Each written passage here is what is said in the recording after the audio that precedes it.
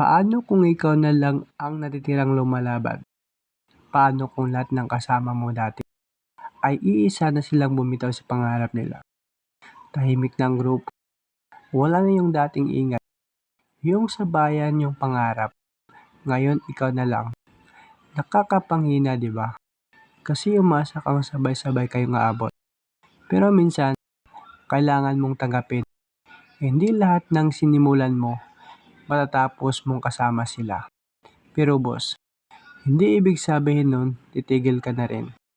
Dahil minsan, ang tagumpay mo ay hindi nasusukat sa dami ng kasama mo sa taas, kundi sa tibay mo habang mag-iisa ka sa baba.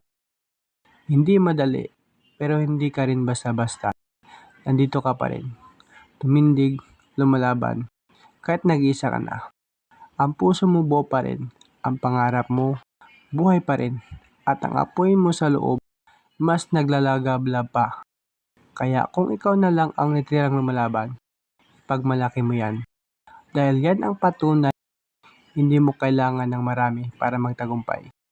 Kailangan mo lang ang panindigan, ang pangarap mo. At kung nakatulong sa motivation ito, huwag kalimutang mag-like, share and follow para mas marami pa tayong ma-inspire ng mga tao. Thank you and God bless you.